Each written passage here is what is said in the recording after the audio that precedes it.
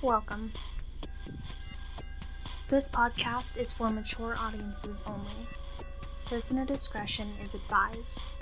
Do not attempt to reenact anything you hear from this podcast. You're listening to Monty's Mysteries. We bring you true stories and experiences told by myself, Monty, and my guest host. From everything paranormal to legends and strange historical events, we share all things creepy. Turn out the lights, light a candle, and be transcended into the mysteries of Monty.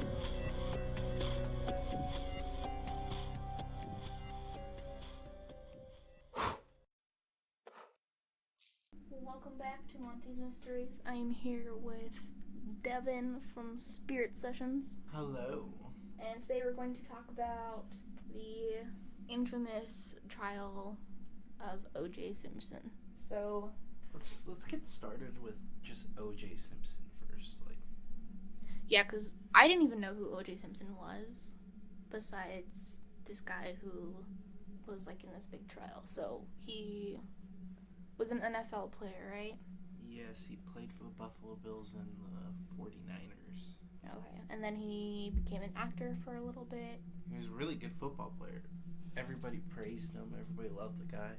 His nickname was the Juice because he was such a good running back at the time. And everybody loved the guy. And he was very loved by everybody. And then on June 12th, 1994, Nicole Brown Simpson and Ron Goldman were found dead at Nicole's home. They called OJ to let him know what had happened because Nicole was his ex-wife and that was the mother of his children. So before they called him, they went to his house to go inform him that she had passed away, and they had found a trail of blood. There was some blood on his car, his white Bronco, and there was the same glove they had found at the crime scene. There was a match of that at his home, outside. And so that was very suspicious. So OJ came home, and then they showed up at his place. They ended up, having him as a suspect because of the evidence that was found. So yeah, he ended up being a suspect. OJ was basically represented by a high-profile defense team. They were basically referred to as the Dream Team. It was led by Robert Shapiro. It was also basically a high-working defensive team to try to prove that he was innocent and all that other stuff. And there's a lot to this case to dive into. That's what it's kind of hard to figure out where to start and where to dig into because there's just so freaking much. Mm-hmm. And his lawyer at the time told him to go talk to them, answer any questions, and wasn't there by his side. And so that's why, another reason, because he answered some of the questions, his story wasn't straight. He couldn't even answer some of the questions. And so, when they would ask him a time, he'd be like, 1 or 2 or 3 or 4, giving them basically no answer. And so one of his friends, Robert Kardashian, he joined their team. Everything for the timeline of him being the prime suspect was lining up, his flight. They interviewed his limo driver when he was going to his flight, and he was late by an hour and a half. He was supposed to be leaving at 10 p.m., but they ended up leaving at 11:45 p.m. And the time of death is between 10 p.m. and 11 p.m. So there's definitely time for him to do that. And then someone else saw a man running in his yard just before he was picked up. And so... And the white Bronco appearing randomly and the lady seeing him. Yeah. Yeah, the white Bronco was not there at his house when the driver first showed up, and it was when they left. And that's the one that they found blood on. And there's just so many different accounts of them seeing him and him being inconclusive and just not being able to answer any questions or tell a story. Of course they did a background check on him. The prosecutor was Marcia Clark. She was the DA. And they did a background check on him just to see if there's any previous charges against him. And he had several accounts of domestic violence against the victim. And there were multiple 911 calls made that were saying that OJ Simpson had been abusing the victim. And so that obviously gives him motive, and that's one of the biggest motives that they have. So Shapiro and Kardashian had him do a polygraph test. They kept asking him, did you do it? We won't say anything. This is totally confidential. If you tell us if you did it, we're not going to not defend you or anything. We just need to know. We need you to be honest. Did you do it? And he kept saying, no, I didn't do it. But all of the evidence was pointing towards him. He couldn't corroborate his story, and so they had him do a polygraph test, and he completely failed it. He did the worst that he could have done, and he claimed that he failed it because he was emotional because his ex-wife just died. But that's bullshit. So, and then they finally did some DNA testing, and that came back, and they found that OJ's DNA was found on the glove that was at the murder scene, and they also found some of his DNA on Goldman's shirt, which was the man who was killed as well. And so his DNA is there at the murder scene. That led to a warrant for his arrest. Yeah. His lawyer said, yeah, well, we don't want a lot of this on TV. We don't want this to blow up. So he will turn himself in, and we'll just come to you. Just give us a couple hours to get everything ready, and we'll be there by this time. Well, they failed to show up. OJ had written a suicide note and some letters to his fans, his kids, his mother, and was holding a gun to his head and was saying, I can't do this, was just freaking out. And so obviously they didn't show up for the meeting they were supposed to have. Al Cowlings, also known as AC, he showed up, which was a friend of Simpson's. And when Kardashian just left him for a moment when he, had a gun to his head to go tell Shapiro what was going on, AC and OJ had left and taken the white Bronco. And this was... It wasn't the exact car. It wasn't the one that was used. The one with the blood, it was actually AC's, because he looked up to... Yeah, so AC admired OJ so much that he got the same exact car. So the one that had blood on it and that belonged to OJ, that was impounded. But this one belonged to AC and was the same exact car, make, model, year, everything. And so they left. There was a manhunt. They were looking everywhere for him. There's an APB put out. Yeah, and they couldn't find him. And finally, this couple driving on the road sees, obviously, some celebrities driving, and they call and leave a tip and say they're driving on this road, going this way. And then there was a full-blown police chase on Freeway 91, and then it was cleared for everybody because he was freaking out. He had the gun to his head. He said he was screaming, and he was like, back off, the police need to back off, or I'm going to shoot myself, and AC was freaking out. And so they cleared up the freeway, and they drove for a while, and they finally agreed to go to his house because he wanted to talk to his mom. He just wanted to go home and talk to his mom. And so the police gave him a little bit of space. They were still following him, still, basically giving him an escort back to his house. So they get to his house, and he's still in the car. He's still holding the gun to his head. They have the negotiators get on the line and talk to him, and they're saying,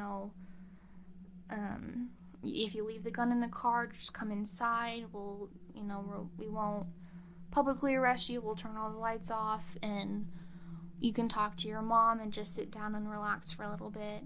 And so he does. He gets out of the car, and he's holding picture frames of his kids, and at first they think it's a gun, But then Kardashian screams out, no, it's pictures.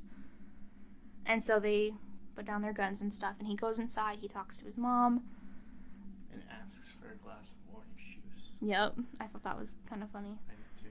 But, yeah, so he talks to his mom, calms down a little bit, they put the cuffs on him, they walk him out to the car with all the lights off, so all of the news stations can't see him getting arrested, and he's taken into custody.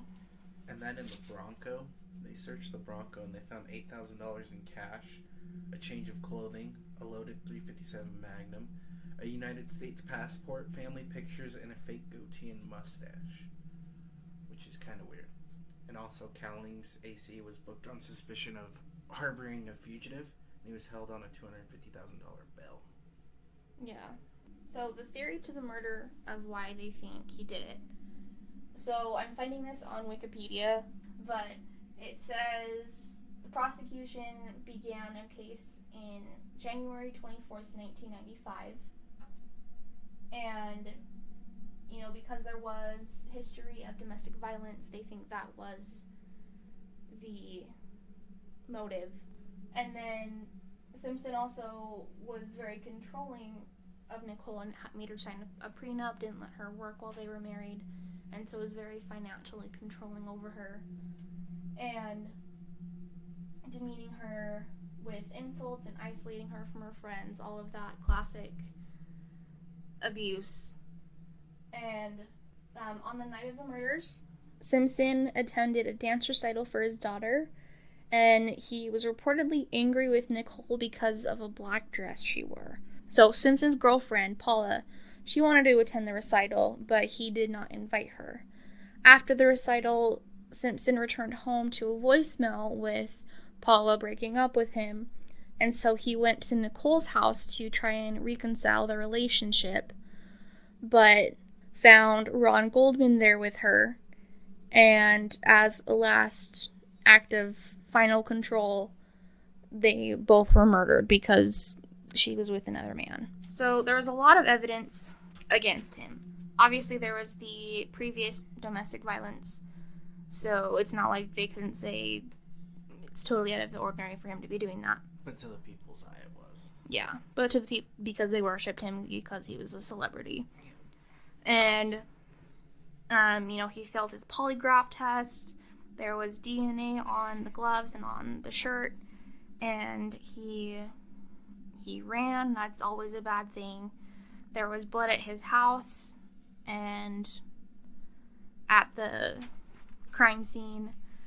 The blood in the Bronco. Yeah, the blood on the car. And then there was also, they found store receipts from Ross Cutlery showing Simpson purchased a 12-inch stiletto knife 6 weeks before the murder. But they did find that not to be the murder weapon because it was too small, and it still had the oil on it that was used on new cutlery that is sold. And so that was ruled out, but on July 22nd, he pleaded not guilty. He said 100% not guilty. And then on November 13th that same year, a former NFL player, Rosie Greer, visited OJ in his cell, and a guard testified at one point that Simpson yelled at Greer that he didn't mean to do it, but that evidence was not allowed in court because it was hearsay. And then the official trial began January 24th, 1995. 12 jurors were seated, but only 4 of the original remained on the final panel because the rest were released for various reasons. The jurors were isolated or sequestered 265 days, which is the most in American history. On October 3rd, 1995, he was acquitted of both murders and found not guilty. In 2007, he was convicted of multiple felonies, use of a deadly weapon to commit a kidnapping, burglary, and armed robbery. And then in 2017, he was granted parole. Biggest factor on why he was found not guilty was over a glove. Yep. So the gloves that had his evidence on it that were found at the crime scene, they had him try on because obviously the murderer would have worn these gloves. So to not tamper with any DNA evidence, they had him wear a glove underneath it. A latex glove. Yeah, a latex glove so that he wouldn't tamper with any evidence. And then they let him put on the glove. And you can look up the video, he's not even trying to put on the glove. He's just, I can't do it. Yeah, he's an actor. You can tell. And obviously he makes it seem like he can't get the glove on. And so they're obviously like, oh, well, he's not the murderer if the gloves don't fit. And so that was the biggest thing that found him not guilty. Because the glove on top of a glove didn't fit when he was trying to, quote unquote, put it on. Yeah.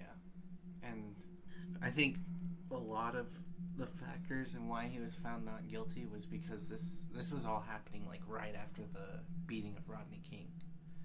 And so, you have an African American being acquitted for murder on trial.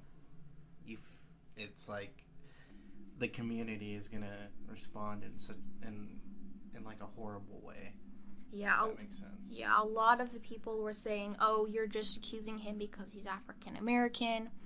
A lot of people were saying he's innocent. You're just, the white people are obviously just going against him because he's African American, all of that kind of stuff. And, along with the police brutality that was going on in that time in California, that's, that was kind of not really, I don't want to say perfect timing, but it kind of was for, the whole...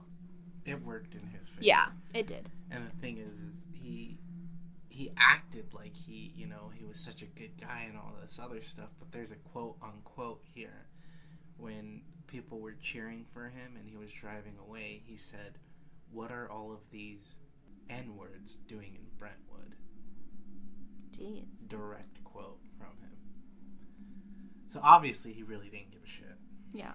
Yeah, he's, one of those classic villains that everybody praises, thinks is so amazing, and... I kind of get a Ted Bundy vibe from him a little bit. Yeah, when everybody just thinks he's so great. Of course he didn't do it, but, it's obvious. Ongoing mysteries that will sadly never be solved. Yeah, so he did get away with murder, and there's even books and statements and everything put out by his attorneys and all those people that helped him have said, we helped him get away with murder. He has told us that he's done it. And there's books you can read, there's articles, there's interviews, everything where they know for a fact that he did it. And he has said that he committed those murders, but he still got away with it. Which is insane. Yeah. Don't get it. This case is super fascinating to me. Yeah. I don't know. For years I've always been just studying it, and I don't understand how they just let him go over putting a glove on while wearing a latex glove. It just doesn't make sense. Yeah. I think, for one, because he was rich, he had that on his side. Yeah. And two, because of the time and place in California in the early 90s, there was all of that police brutality, all the racism, and so that was also on his side. Yeah. And so all of that, and everybody knowing him as this loving, amazing guy, all of that was backing him up, and that's how he got away with murder. And it's funny because so many people in the African American community defended him and was all for him because of everything that was going on, but some people said he never came back and visited his hometown. He never paid respect to anyone who was a part of his hometown, never paid respect to his culture, none of that. He never went back and did anything for his community. Yeah. And they're saying that we watched the People versus OJ Simpson, and they were saying, you know, when a lot of them were praising him and saying, oh, he's such an amazing person, but, you know, he never gave back to the people, he never donated any of the money that he got, he never, like, did these charities or anything like that, but all these other NFL players We're doing it. were, like, dedicated parks and donated charities and all that stuff, but he never once did that. It's insane. Yeah. It makes me so infuriated. Yeah. Like, just thinking about all those people that have gotten away with murder. And he also got his kids back after that happened, too, after he was found not guilty. And he's still active on Twitter. Like, he's still tweeting and all this other stuff. It's sick. Yeah. It's ridiculous. Like, to think there's one person that we know who commit a murder walking on the streets. Yeah. Like, how many more other people, murderers that have gotten away with it, are walking around? And that's what's crazy. There could be a murderer right in front of your very eyes and you don't even know it. Yeah. It is crazy. Totally off topic, kind of, but like a guy I went to high school with, he ended up attempting to murder some girls because they wouldn't have sex with him. Jesus. Yeah. Ted Bundy Part 2. I'm just kidding. Exactly, though. But And, like, we were friends on Facebook. We've hung out before. And, like, it was crazy. that's scary. Like, the day that I found out, I was just, like, shocked. Yeah. Like, he was a weird kid, of course. But Aren't they all? not completely shocked, but yeah. It's like, oh, hey, he was a murderer? Yeah, I'm not that shocked. Yeah, kind of like that. Like, oh, that explains a lot. Yeah, exactly. Anyways, let us know what you think about the whole OJ Simpson thing. Do you think he's guilty? Yeah, do you think he's guilty? Even though there is a lot of evidence against him, he was found not guilty. So let us know what you guys think. We love you and stay spooky. To have one of your personal experiences featured in an episode, contact us via email at montysmysteries.podcast@gmail.com. Find us on Instagram, Tumblr, Facebook, and Twitter as Monty's Mysteries, where we will keep you updated on upcoming episodes. Thank you so much for all of your support. Stay spooky.